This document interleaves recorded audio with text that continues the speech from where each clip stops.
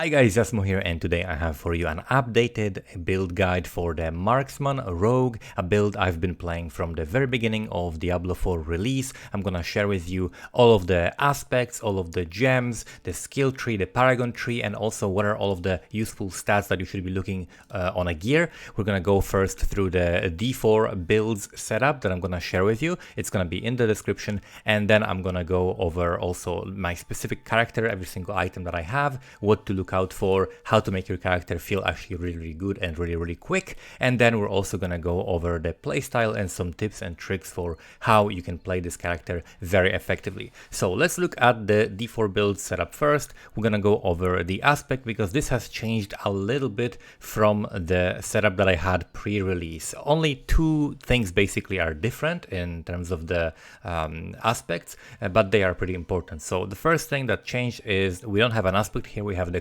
Condemnation Dagger. The Condemnation Dagger gives you a big multiplier with 40% increased damage when spending 3 combo points, and since we are playing with combo points, this is very useful. It also gives you a core skill damage and critical strike damage against injured enemies, both of which useful stats. So this is what we're using. It works very well with the combo playstyle, also allows you to sometimes attack only once or twice with your basic attack, and that's already gonna give you maximum combo points, so it's gonna basically give you even more damage that way. Condemnation, very useful dagger, and you're gonna find them relatively often. I found maybe like 4 or 5 of them. I found like a couple with perfect rolls, so definitely the roll matters on this, so be on a lookout for the Condemnation Dagger and try to get as high roll as possible. Very good weapon for any combo playstyle. Then we have the aspects. We have Aspect of the Might. This one basically grants you damage reduction for up to 6 seconds when you use a basic skill. Damage reduction in general is a very good stat, so this is one of the better defensive aspects that we can use. That's why we have it here. Then we have Aspect of the Protector. This is something I'm using on my chest piece. Basically, I have no other way of generating barrier other than like pants implicit when you're injured and you use a potion. So this is a very useful, and it's gonna come up all the time. It's gonna basically help you sustain while you are clearing, while you are bossing, so this is a very useful aspect, and it's pretty common, pretty easy to get. Then we've got the Vengeful aspect. So this one, making an enemy vulnerable, has up to 50% chance to grant 3% increased critical strike chance for 3 seconds up to 9%. Basically what this means is as you are attacking, you're getting extra 9% crit chance, because we are making enemies vulnerable through the exploit glyph. We're getting them vulnerable through puncture, so you're making enemies vulnerable very often, many times, and you're getting this to stack to 9% very quickly. So that's basically just extra huge amount of crit percentage. Then we've got the Umbrous aspect. So this is a very useful aspect that grants as Dark Shrouds. You see, I don't have Dark Shrouds here on the skill bar, but I do have it selected in the skill tree for this to work. So we have the shrouds coming from this Umbrous aspect on the pants, and that requires lucky hit and critical strikes. But luckily we have a ton of lucky hit. We have, I don't know, 100% or close to 100% on the penetrating shot for the lucky hit because of the different combo bonuses, and then we also are scaling crit, so we have like over 50% crit for this as well. So we're stacking a lot of lucky hit and a lot of crit in order to be able to very effectively utilize this aspect. Then we've got the Wind Striker aspect, which works similarly to one of our passives. Basically, whenever we crit, we get movement speed up to 16%. Movement speed, at least I value it very highly, because it's gonna be what determines how quickly you can do dungeons. So I use this, and I very often, for example, as I'm running through a corridor, I will just shoot once at a pack that I'm even not intending to kill, just so that I can crit them, just so that I can run quicker. So that is basically working similarly to like proccing Onslaught in PoE, if you're familiar with that. Then we've got Aspect of Arrow Storms. This is what I'm choosing to put on my two-handed weapon over Trickshot aspect, and here's my logic for that. So both the trickshot aspect and arrow storms is going to give you extra clear, but the arrow storms is also going to give you extra single target, because putting trickshot aspect on the two-handed weapon is not going to increase your single target damage. So that's basically why I'm making this choice. However you swap them around, you're gonna have a very similar clear, but this is gonna basically give you more single target damage, and that's why I put it on the weapon. You can use trickshot aspect on the weapon and the arrow storms on the amulet. It's gonna be very similar, but I prefer to have it that way just to maximize my single target damage. Then we've got the trickshot aspect, of course. This is a very, very important aspect that you can get from completing Bastion of Faith in Hawazar. This is quite late in the campaign, but before that you can still play with penetrating shot and rapid fire just fine. The playstyle is basically improved by this, but instead of using concealment early on, because you don't need it until basically you start doing nightmare dungeons, instead of using concealment here, you can use shadow imbuement, and that is gonna improve your penetrating shot clear, and that's something that you can do for leveling. Then we've got aspect of the expectant. Basically, whenever you attack with basic skills, you increase the damage of your next core skill, which works very well with the combo playstyle, pretty self-explanatory. Then we have Edge Master's aspect. That is also going to give you more damage the more energy you have, and with combo playstyle we are usually staying pretty high on energy, and especially if we're using like single target, we got rapid fire, which is going to return some of the energy cost whenever we're hitting a vulnerable enemy, which is pretty much always, so that's gonna allow us to do even more damage. So aspect of the expectant and then Edge Master. And then the last one is the rapid aspect. It's a huge amount of attack speed because it's 30% attack speed for the basic skills, which is our puncture, which already is a pretty quick skill.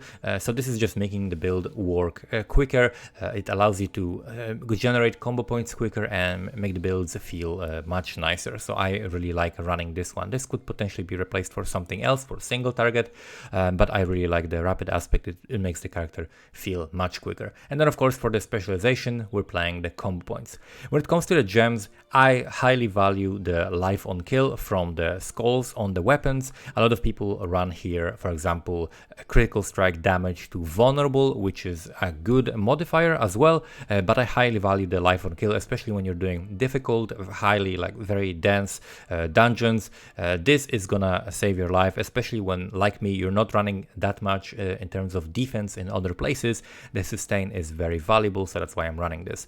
For armor, we swapped life for the damage reduction while control impaired. Being control impaired is basically the only time your character is gonna be in danger. Like 90% of the time, whenever you're in danger, you're pretty much control impaired and you cannot move. So that's why this is a very valuable gem in this slot. And then for jewelry, we're using armor because armor is very valuable. It's better than the resistances, and it also grants you resistances. So stacking armor is the way to go. And then for the skills, I am using basically the puncture, penetrating shot, rapid fire. This combo is super, super powerful. I used it all the way from leveling from the beginning all the way to the end game.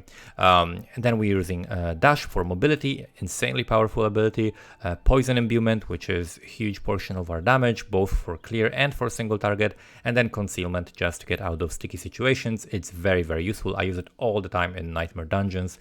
I cannot imagine playing without this. You could alternatively also have an aspect that gives you unstoppable whenever you become injured while crowd controlled. This is a good aspect if you find yourself dying too much, if you walk into too much CC and you just get killed, you find that that's a problem for you, then you can replace one of the aspects. Like you could replace, for example, the aspect on the boots, you could replace maybe the rapid aspect, you could also maybe replace the aspect of the protector, maybe the vengeful aspect, but you're gonna suffer in terms of the damage, but that's something that you could do.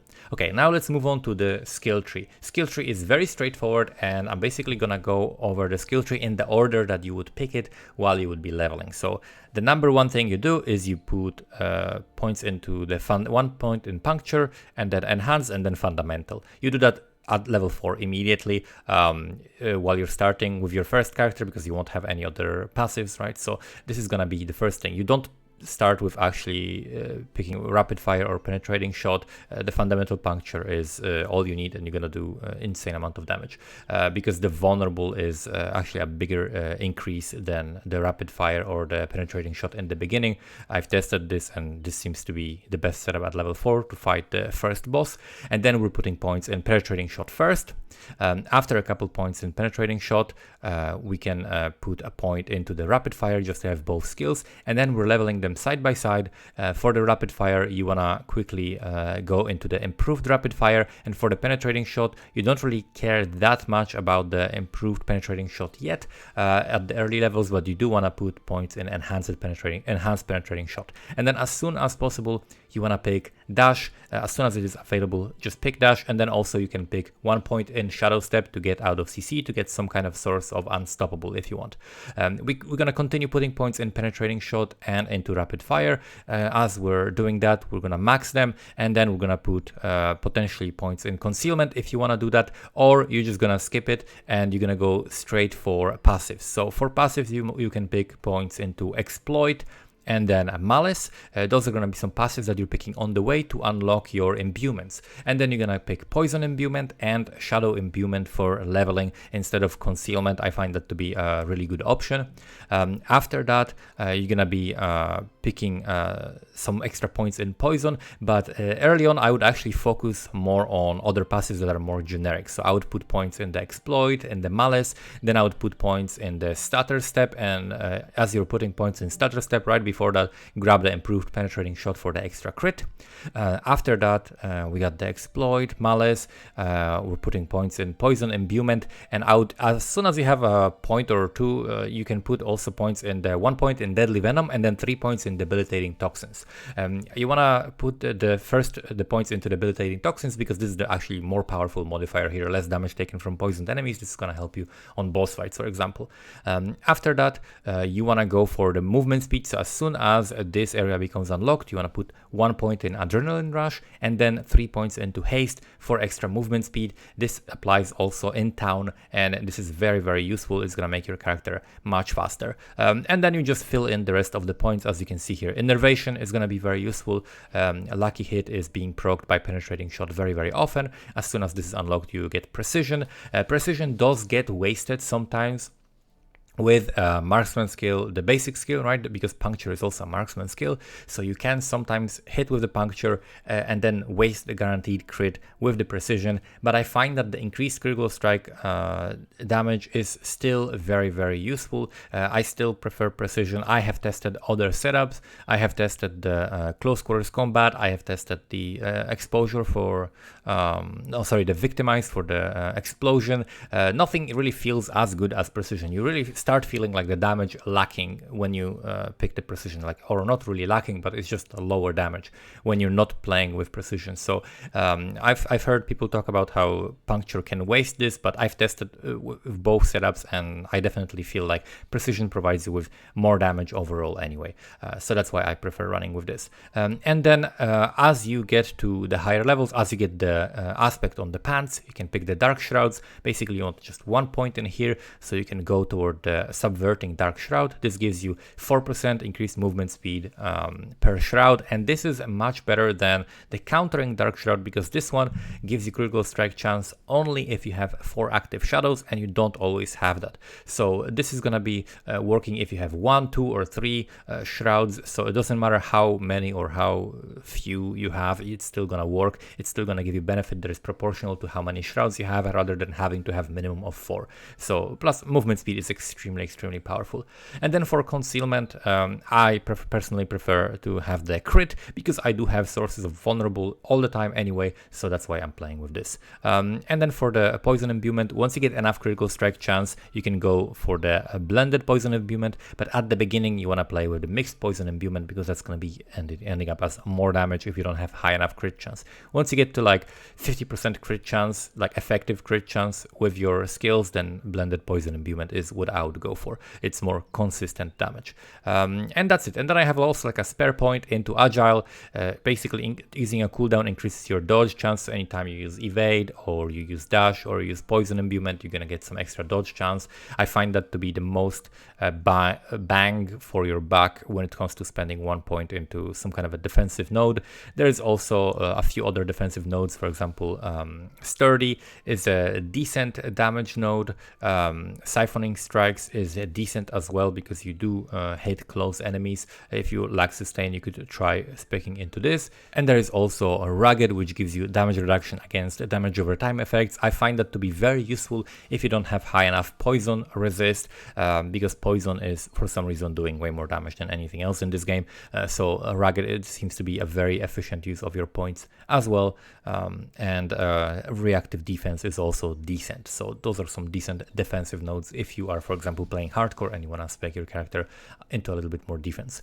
Now let's look at the paragon board. So this is something that is a little bit more complicated. I'm gonna leave you to explore the specific pathing, but I'm gonna talk about the boards and the glyph choices. So the first board is of course the starting board, so we have no choice here, but for the glyph you want to pick the ranger one, because this has a dexterity requirement, and this board has all of dexterity, as you can see, 70 dexterity in this radius. This is just very basic amount of just very basic damage scaling, which is gonna scale all of your damage, which in the beginning is gonna be very effective. And then we're also taking a reduced damage while we are wielding a ranged weapon, so after we use the ranged ability.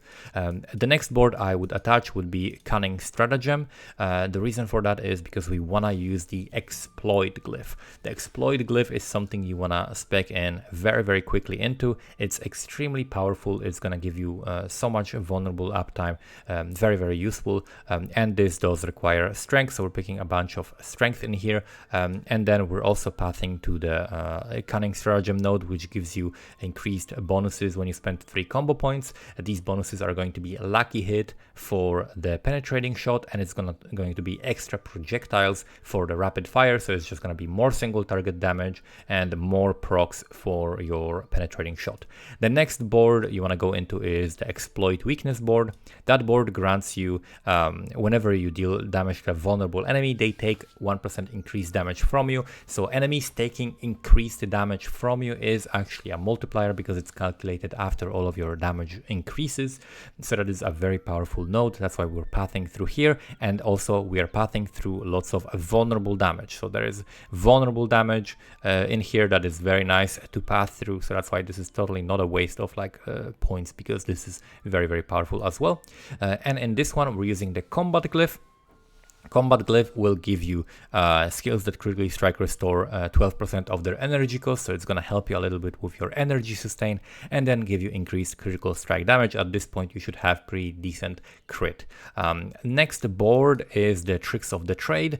Tricks of the Trade is a node that gives you that marksman skills grant your next cutthroat skill increased damage, and vice versa. This is okay, you could play this. Basically, whenever you use dash, you're gonna be getting a 25% increased damage bonus, but I don't find that it's very much worth pathing all the way around for it. It's not gonna be up all the time. It's not very consistent damage increases because it's too situational. I wouldn't really recommend going for it.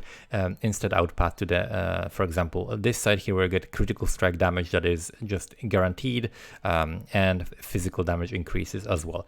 And then for the glyph, we're using here Chip. So Chip is a very powerful glyph because physical damage that you're dealing, which is basically all of the damage that you're every single time you attack, you deal physical damage. So physical damage that you're dealing is going to increase all of the damage that the enemy takes from you up to 10%. So again, another multiplier. This is just like vulnerable. This is just like this other node. This is like the exploit weakness. And people really don't understand for some reason in Diablo community how these things work. Whenever you have enemies take increased damage, right, from you. Like this is, for example, saying physical damage increases the damage an enemy takes. So enemy taking damage is different from you dealing damage, right?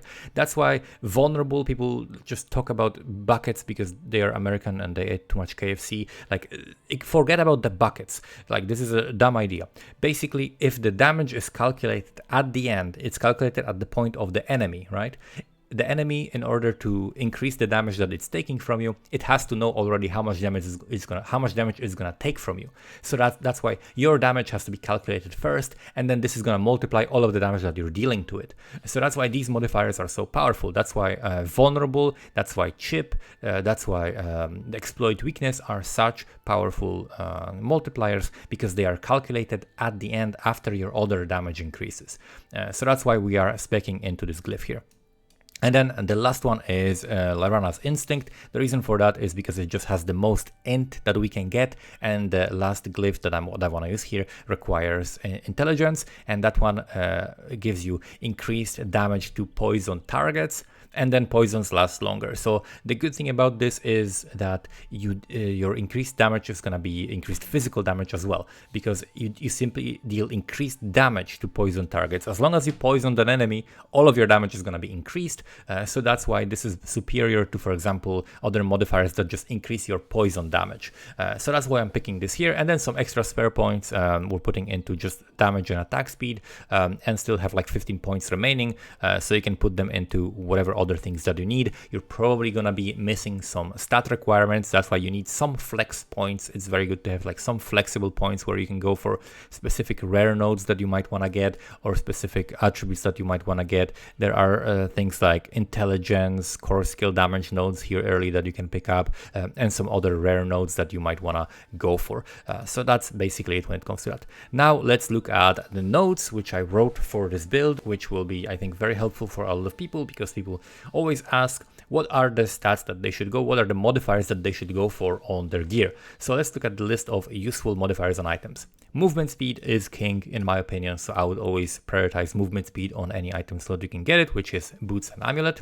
Then we've got ranks to imbuement skills, that's very good. Ranks to poison imbuement is very good. Ranks to penetrating shot and rapid fire, very self-explanatory. Those are our two main skills. Then we also have dexterity, intelligence, strength, and all stats. These are pretty valuable. They're going to unlock your glyphs, and strength gives you armor, intelligence gives you crit chance. Those are all very, very useful. Then we've got offensive stats, such as vulnerable damage. That's one of the best. Damage to poison enemies, critical strike chance, super important. Anytime you can have crit chance, you should get it. So that means on gloves and on rings, you should have critical strike chance as high as possible. Then we've got crit damage, core skill damage. Those things basically going to apply to all of your damage. Marksman damage is going to apply to all of your damage. So that's why these are at the top here. And then something that is a little bit less universal is going to be physical damage, imbued skill damage, poison damage, and damage over time. Those are also good. Then we have defensive stats that we have here. That is a dodge chance. I very highly value dodge. Dodge is very, very good. Dodge chance against close. Armor is very useful. Damage reduction of all kinds, so like damage reduction from distant, close, while injured is very good as well. Damage reduction from poisoned is very good. And then also there is an amazing modifier that I'm still trying to find on gloves together with, I think I've spent like 30 million gold re-rolling gloves to try to get lucky hit plus crit plus a rapid fire plus penetrating shot on my gloves. So the heal on lucky hit is a very, very cool modifier that I want on my gloves. It's going to give you so much sustain on single target and while clearing. It's extremely powerful. Do not sleep on this modifier. That's very, very nice. And then we've got poison resistance as well, which is basically the only resistance I would invest into, because resistances in general are very, very bad to invest into, but poison is just doing so much damage that it's useful to have a little bit of poison res on your gear. And that's basically it. So now let's go over the actual character that I have. So now you can see the character here that is sitting at a level 80 right now, the goat, and we have the setup that is very similar to everything that I have in the build. Basically all of the aspects are exactly the same. I try to get decent rolls, so all of the rolls matter really. Like the 6 seconds on this imprinted aspect here is very important. The 2 seconds is really short, like 3 times as long time for the damage reduction is really going to be noticeable in the Nightmare dungeons. So I recommend keeping these aspects that I have here and the ones that are listed basically in the D4 builds. Keep these aspects at like decent rolls in your stash so that you can always replace a piece of gear and have the good aspects that you need. So on this one I have plus ranks to poison imbuement. I have a huge poison res, so the poison res on my character right now is 55% as opposed to like 20, 30 something for other ones. And then we've got strength on this, very important as well, increase to total armor. So my total armor is 6.4k. Then we have the chest piece that has damage reduction from enemies that are poisoned, damage reduction from distant, and poison res, and also damage reduction from also imbuement skill damage. And then we've got the imprinted barrier. It has actually a very low roll, but it's enough for me to like not really be dying. I will sometimes I'll die like once in a nightmare dungeon when I walk into some stupid shit or some crazy combo happens. Like I don't know, every like 5 to 10 nightmare dungeons I'll get one shot sometimes by some crazy combo, but overall the character, it doesn't really have a problem. I've never like failed a nightmare dungeon or died more than like 2 times in a nightmare dungeon, so the defense for softcore is fine, at least for the way I'm playing this. Then we've got the glove, which has penetrating shot, crit chance, rapid fire, and then all stats. I would love this all stats to be instead lucky hit has a chance to heal, because that would give me insane amount of sustain. And once I get that, I would replace for sure these skulls on the weapons. But for now, these skulls on the weapons are very, very, very useful, and it does feel really nice to play with them. Your character just gets so much recovery while you're clearing. Then on the pants, we have the while injured, your potion also grants 30% max life as barrier. This is just gonna be life-saving for you. This is just gonna make your potion instantly like heal so much of your HP effectively. And then we've got dodge chance against close enemies, some life, damage after dodging, and dexterity. And for the gems, you can see we are using the damage reduction while control impaired.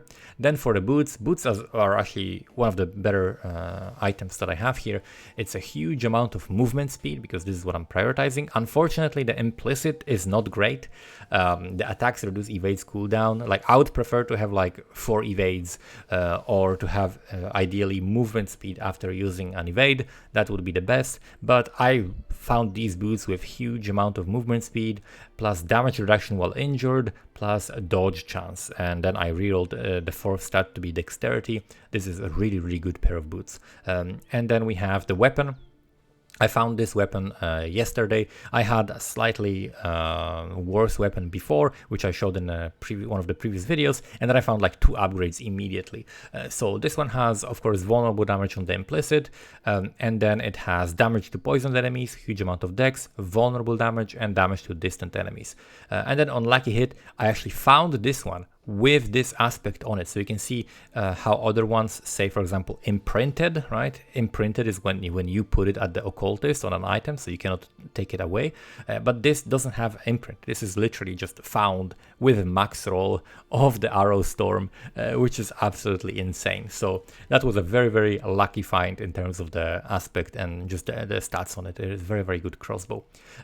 Then we have the amulet. This is something that is difficult to find, and I would love to get something slightly better than this, but this is okay. We got +3 ranks to all imbuement skills, marksman skill damage, dexterity, like percentage dexterity increase, and then we've got 13% movement speed, and of course the trick shot aspect imprinted into that. Now for the rings, we have the full offensive setup of critical strike damage, vulnerable damage, critical strike chance, and physical damage, and this one is very similar, also has crit chance, crit damage, as well as physical damage, and instead of vulnerable it has critical strike damage with imbued skills, which is going to help your single target and clear as well.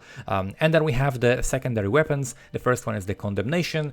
This is item power 725 with the upgrade, and it's a max roll on the aspect of it, which gives me 40% increased damage when spending 3 combo points, which is a massive multiplier. So this is really, really good. And then we also have the sword that has all stats, dexterity, vulnerable damage, and damage to poisoned enemies. I definitely recommend having some all stats or intelligence or strength on your gear, because you're gonna struggle with filling your requirements for your paragon board. So those are definitely valuable, plus they give you pretty good bonuses. And in terms of the gems here, you can see that we are using the skulls for all the jewelry to get the armor, because it's one of the better defensive mechanics. So that's basically it when it comes to the character. It has pretty dope transmog as well. And when it comes to the playstyle and some playstyle tips, the playstyle is extremely simple. Basically, as you're running, you just puncture 3 times, or sometimes you can pay attention to your combo points. If you hit once, the Condemnation might proc, or hit twice, the Condemnation might proc the combo points, and you get to full combo points, and then you shoot your penetrating shot. That's for the general clear. When you have like 1 or 2 very tanky mobs remaining, sometimes you have monsters that have extra life or damage resistance, or both, or they have like damage resistance on the Nightmare Dungeon modifier, and then they have extra life, or they're like big elites. Then you can use rapid fire. You can also poison imbue whenever you have the poison imbue, and also in general for single target damage for killing a boss, you're gonna be using rapid fire. The general rule of thumb is, if there are multiple enemies, like let's say even if I'm fighting a butcher, right? Sometimes a butcher appears, and ideally what you want to do with butcher, you just poison imbue and rapid fire him in the face.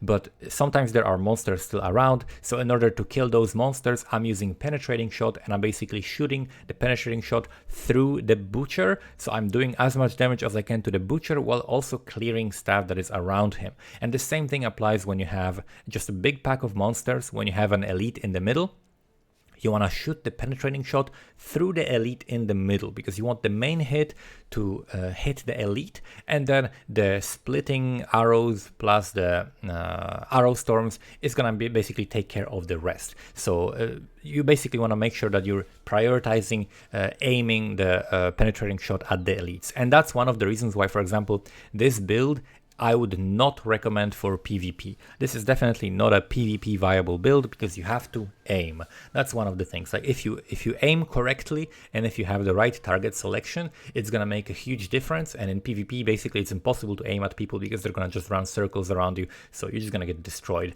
However, if you see someone from a distance, you can one-shot them. I had a situation where I was farming something for something in the PvP zone, and then some guy just was like running by, and I just shot him with a penetrating shot one time, and just he died instantly. So it was a very funny situation. But in general, this is not a good build for PvP. I will be making some other PvP builds, but that's gonna come later. So that's basically the gist of like doing damage with this character. Use dash as often as possible. It's a crazy mobility ability. And then concealment, don't use it for offensive purposes ever. It's absolutely pointless to do this for like extra energy, or do this for the extra crit or the vulnerable if you spec into that. Never do that. Just don't do that. If you're clearing nightmare dungeons, at least, the only reason for you to use this is for defense. Like this has very long cooldown, and you're gonna find yourself in situations where you want to use this. For example, you can get out of spider webs, which are extremely annoying. You can get out of freeze. You can get out of stun. So there are so many different situations where this is gonna be very useful for you. So you always want to keep it off cooldown as much as possible. And that's basically it. So hopefully you enjoyed the guide and learned something. A lot of people have been giving me very positive feedback about this build and this setup, and I find it to be like probably the best marksman build setup. I have seen other people play with different skills, like having different builds for penetrating shot, or just rapid fire, or just barrage. These builds are all fine, but I find this one to be I just couldn't imagine playing without both penetrating shot and rapid fire. It's just such a good combo together. It allows you to have the maximum clear, the maximum single target damage. So I've been really enjoying this build. It's a fairly active playstyle, but it's chill enough that like you get into the rhythm of using it and you don't have to really think about playing, and you can just blast some monsters. And it's very quick, and it's very good at doing content that is more difficult than the content that would be like level appropriate for you, because you can just kill things from a distance, right? So I find this to be a pretty safe build in general as well, even though we don't have that much in terms of defense. Thank you so much for watching, and see you next time.